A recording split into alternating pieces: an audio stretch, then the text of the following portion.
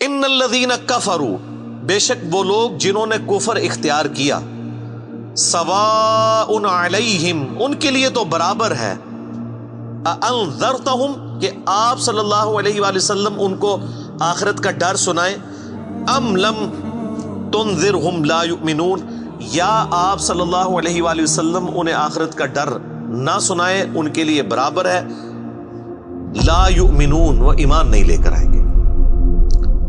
اچھا، اس کا یہ مطلب نہیں ہے کہ جو کافر ہے اس کو آپ نے تبلیغ نہیں کرنی ہے۔ تو یہ کتاب ہدایت پوری انسانیت کے لیے، ھدی للناس وبینات من الہدی والفرقان، اس میں امپلائڈ ہے ان الذین کفروا، بے شک وہ لوگ جنہوں نے کفر اختیار کیا ہے، جان بوجھ کے آنکھیں بند کی ہوئی ہیں، جس کو ڈاکٹر اسرار صاحب رحمہ اللہ تعالیٰ بڑی پیاری بات کرتے تھے کہ جو شخص سویا ہوا ہے اس کو تو آپ جگا سکتے ہیں، اور جو آنکھیں بند کر کے لیٹا ہوا ہے اس کو کوئی نہیں اٹھا سکتا، کیونکہ وہ پہلے ہی جاگ رہا ہے، جاگنا چاہتا نہیں ہے۔ تو ایسا شخص جس کے اوپر حق اور باطل واضح ہو چکا ہو، اس کے باوجود وہ جان بوجھ کے کفر کی روش اختیار کرے، اس کے لیے قرآن میں کوئی ہدایت نہیں ہے۔ یہ بڑا خطرناک معاملہ ہے۔ تو اس سے مراد وہ کافر ہے کہ جو حق جاننے کے باوجود جان بوجھ کے اپنی قبیلے کی حمایت کے اندر، اپنی نسلی تعصب کے اندر، یا جیلسی فیکٹر کی وجہ سے، جس طرح یہودی تھے، نبی صلی اللہ علیہ وآلہ وسلم کو ماننے سے انکار کر دیا، وہ سب کے سب اس کیٹیگری میں فال کرتے ہیں۔ ان کے لیے اب آپ ان کو تبلیغ کریں نہ کریں، ان کے لیے برابر ہے، وہ ایمان نہیں لے کر آئیں گے۔ ختم اللہ علی قلوبہم، اللہ نے ان کے دلوں پر مہر لگا دی ہے، سیل کر دیا، یعنی سیل ہو گئی، اب کوئی چیز اس کے اندر داخل نہیں ہو سکتی۔ وعلی سمعہم، اور ان کے کانوں پر بھی، وعلی ابصارہم، اور ان کی آنکھوں پر بھی، غشاوۃ، پردہ پڑ چکا ہے، ولہم عذاب عظیم، اور ان کے لیے بہت بڑا عذاب تیار کر رکھا ہے اللہ نے۔ وَلِعَوْذُ بِاللَّهِ تَعَالَى اللہم اجرنا من النار، اللہم اجرنا من النار، اللہم اجرنا من النار۔ اچھا، قرآن کا طالب علم جب اس طرح کی آیات پڑھتا ہے نا تو وہ پریشان ہو جاتا ہے کہ بھئی قرآن تو بہت سٹریٹ فارورڈ ہے، اور آپ دیکھ رہے ہیں کہ اللہ تعالیٰ کے مزاج میں وہ چیزیں نہیں ہیں جو آپ کو میٹھے میٹھے وائزین بتاتے ہیں۔ اس لیے میں کہتا ہوں کتابوں کا خدا اور ہے اور بابوں کا خدا اور۔ قرآن بہت سٹریٹ فارورڈ ہے، کیونکہ یہ کلام کرنے والا کون ہے؟ اللہ، بے پرواہ ہے، اور وہ اسی پیشن کے ساتھ بات کرے گا تو آپ بھی اللہ کو سیریس لیں گے نا۔ اور اگر آپ کو یہ کہانی کرائی جائے گی، خیر ہے، جیسے ایک نانی ماں ہوتی ہیں، ایک دادی ماں ہوتی ہے، تو اللہ تعالیٰ تو نانی اور دادی سے بھی بڑھ کے رحم کرنے والا ہے۔ یہ کہانی، یہ کس آیت میں، کس حدیث میں لکھی ہوئی ہے یہ بات؟ اور میں اس کو پھر اینٹی وینم الزامی جواب کے طور پہ، پھکی کے طور پہ کہتا ہوں کہ اگر یہ نانی دادی اور ماں کے ساتھ آپ اللہ کو تشبیہ دے رہے ہیں اس کی محبت کو، تو کیا یہ نانی دادی اور ماں والی محبت اللہ تعالیٰ کی ابو جہل اور فرعون کے ساتھ بھی ہے؟ تو سارے کہیں گے نہیں۔ تو جو کلمہ پڑھ کے اللہ کے نافرمان اور باغی ہے ان کے ساتھ بھی ہے؟ نہیں۔ جو اللہ کی طرف رجوع لے آئے ان کے لیے، پورے قرآن میں ایک آیت بھی ایسی نہیں ہے کہ جو اللہ کا باغی ہو، رجوع نہ لانے والا ہو، اللہ کہتا ہوں میں اس کو معاف کرنے والا ہوں۔ ہمیشہ یہ ہے کہ جو توبہ کر لے، اپنی اصلاح کر لے، رجوع لے آئے۔ یہ درجنوں آیات ہیں، وہ وقت کے ساتھ آئیں گی، ورنہ تو میں اسی آیت کے اوپر ہی پورا یہ لیکچر ختم کر دوں گا، پھر آپ کا وہ یہ مصحف تو پچھلا تو 9 سال میں ختم ہوا ہے، یہ 18 سال میں بھی ختم نہیں ہونا۔ لیکن جنرل میں بات ضرور کروں گا تاکہ آپ کو ایک کنسیپٹ کلیئر ہو کہ جو باتیں بتائی گئی ہیں بالکل نان سینس باتیں ہیں، اس طرح کا کوئی کنسیپٹ نہیں ہے اسلام کے اندر۔ ایک میرا یوٹیوب پہ کلپ بھی ہے، اللہ کی رحمت سے دھوکا، وہ آپ کلپ دیکھیں، میں نے اس میں کراس ریفرنس کے طور پہ کئی آیات پیش کی ہیں کہ یہ آپ کو بالکل کہانی کرائی گئی ہے۔ اللہ تعالیٰ اپنے معاملات میں بہت سخت ہے۔ اچھا، اس کی وجہ سے بعض لوگوں کے دماغ میں یہ بھی آ جاتا ہے کہ یار اللہ تعالیٰ دیکھو مور لگا دیتا ہے، نعوذ باللہ، اللہ تعالیٰ کی اپروچ بڑی کوئی فنیٹک والی ہے، نعوذ باللہ۔ ایسا نہیں ہے، یہ ان لوگوں کے لیے جو جان بوجھ کے حق سے اناد کرتے ہیں، تو پھر اللہ تعالیٰ کے غضب کا کوڑا ان پہ پڑتا ہے کہ یار ان کو بات سمجھ بھی آ گئی تھی، اس کے باوجود انہوں نے یہ کیا ہے، اب میں ان کو نہیں چھوڑوں گا، اب ان کے اندر ہدایت داخل بھی نہیں ہو سکے گی. یہ بہت، یعنی اس کو کہتے ہیں پوائنٹ آف نو ریٹرن. اب اس پہ اللہ تعالیٰ کو کوئی پوچھ نہیں سکتا، اس کو اللہ نے بین کیا ہے. لا يسأل عما يفعل وهم يسألون. اللہ کو کوئی نہیں پوچھ سکتا اس نے کوئی کام کیوں کیا. اللہ ہر ایک کو پوچھ سکتا ہے. یہ اللہ کو گلہ نہیں کیا جا سکتا. رب ہے، مالک ہے، اس نے اپنے لیے رول طے کیا کہ بھئی جب پوائنٹ آف نو ریٹرن پہ کوئی بندہ پہنچے گا، سچائی قبول کرنے کے باوجود وہ حق سے اناد کرے گا، اس کو نظر آ جائے گی سچائی ہے، پھر بھی وہ اناد کر دے گا، پھر میں موت لگا دوں گا. آؤ پھر وقت کا پیغمبر بھی اس کو ہدایت نہیں دے سکتا. انک لا تہدی من احببت ولکن اللہ یہدی من یشاء. اے نبی، جس سے تم محبت کرتے ہو تم بھی اسے ہدایت نہیں دے سکتے. اللہ جسے چاہتا ہے ہدایت دیتا ہے.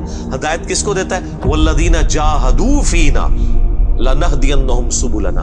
جو لوگ ہماری راہ میں کوشش کریں گے ان کے لیے ہم اپنی راہیں کھولیں گے. اس کائنات کی سب سے ایلیٹ چیز ایمان ہے، جس کے اوپر ہمیشہ کی کامیابیوں اور ناکامیوں کا فیصلہ ہونے والا ہے. تو آپ کیا سمجھتے ہیں کہ آپ کو یہ راہ چلتے فٹ پاتھ پہ گری پڑی مل جائے گی؟ اس کے لیے کوئی ایفرٹ پٹ نہیں کرنی پڑے گی. اور دنیا میں جس چیز کی منفعت چند سالوں کے لیے ہو وہ بھی اتنی ایفرٹ پٹ کرنے کے بعد ملتی ہے، اور جس سے ہمیشہ کی کامیابیاں آپ کا مقدر ہونے والی ہیں، آپ سمجھتے ہیں کہ وہ آپ کو چنگے جی لگ جائے گی، مفت میں ہی مل جائے گی؟ نہیں، ناٹ ایٹ آل.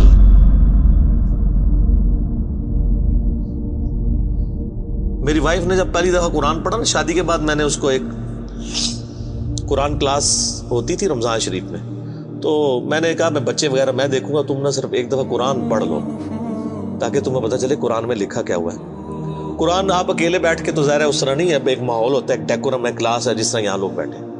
تو رمضان میں پورا قرآن اس نے مکمل کیا نا، تو میں نے اس سے پوچھا تم نے کیا یعنی اس سے حاصل کیا؟ اس نے کہا جی اللہ بہت سخت ہے، اور جس خدا کا تعارف ہمیں ہمارے ماں باپ اور یہ معاشرہ کرواتا ہے وہ خدا نہیں ہے جو قرآن میں ہے. اللہ تو اپنے معاملات میں بہت سخت ہے. یہ کتاب انذار ہے، تبشیر اور بشارت ان کے لیے جو بات مانتے ہیں. جو نہیں مانتے ہیں ان کے لیے عذاب کا کوڑا ہے یہ کتاب. کیونکہ اللہ ہے نا، یہ کائنات اس نے اس لیے بنائی ہے کہ آپ جانوروں کی طرح کھائیں پیئیں، اولاد پیدا کریں اور مر جائیں. انسان کو اس نے اپنے لیے پیدا کیا ہے، پوری کائنات انسان کے لیے اور انسان کو اپنے لیے. وما خلقت الجن والانس الا لیعبدون. اچھا یہ جو بات ہے نا، ختم اللہ علی قلوبہم وعلی سمعہم وعلی ابصارہم، مور لگا دی ان کے دلوں پر، کانوں پر، آنکھوں پر، پردہ ڈال دیا، اب عذاب ہی ان کو آئے گا. یہ آپ نے اگر بات سمجھنی ہے نا تو آپ پارہ نمبر 7 کے آخری صفحے پہ آ جائیں. سورۃ الانعام میں آیت نمبر ہے 110، 7ویں پارے کی آخری آیت. آپ کے یہ بلو والے قرآن میں 142 نمبر پیج کی آخری آیت 110 نمبر. وَنُقَلِّبُ أَفْئِدَتَهُمْ وَأَبْصَارُهُمْ، ہم پھیر دیتے ہیں ان کے دلوں کو اور ان کی آنکھوں کو، عقل اور ان کی آنکھوں کو، کہ وہ حق بات قبول نہ کریں. حق سے اللہ فرماتا ہے کہ میں ان کو حق سے اندھا کر دیتا ہوں. کما لم یؤمنوا به اول مرہ، جس طرح کہ انہوں نے بھی تو پہلی دفعہ جب ان کے اوپر حق کھلا تھا انہوں نے ایمان لانے سے روح گردانی کی تھی نا، اب یہ چاہیں گے بھی نہ تو میں ان کو اسلام کی طرف نہیں آنے دوں. وَنَذَرُهُمْ فِي طُغْيَانِهِمْ يَعْمَهُونَ، اور میں ان کو چھوڑ دوں گا اپنی سرکشی میں بھٹکتے پھریں.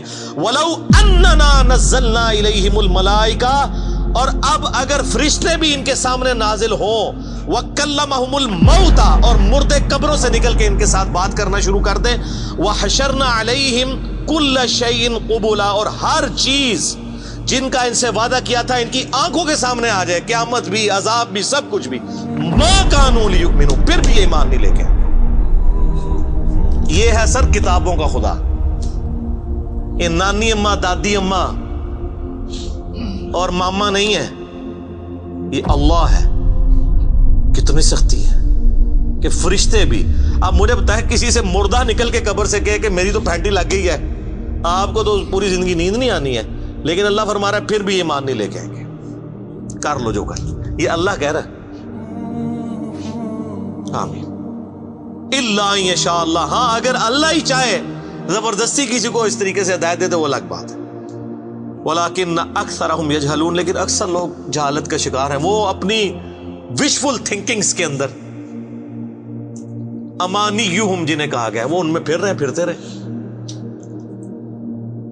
اللہ تعالیٰ اپنے معاملات میں بہت سخت ہے میرے بھائیوں، اللہ کو سیریس لینے کی ضرورت ہے۔ ظاہر ہے اس کائنات کی ایک ہی حقیقت ہے، وہ اللہ ہے، اگر اس کو کوئی سیریس نہیں لیتا تو اللہ تعالیٰ کے لیے کیا ہے؟ وہ تو اپنے نبی سے 3 دفعہ قرآن میں کہلوا رہا ہے، قل انی اخاف ان عصیت ربی عذاب یوم عظیم، اے نبی تم فرما دو کہ بالفرض اگر میں بھی اپنے رب کی نافرمانی کروں تو مجھے خود اس بات کا ڈر لگا ہے کہ بڑے دن کا عذاب مجھے بھی آ پکڑے گا۔ جی سورۃ الانعام، سورہ یونس، سورہ الزمر، 3 سورتوں میں یہ ایک آیت 3 دفعہ آئی ہے۔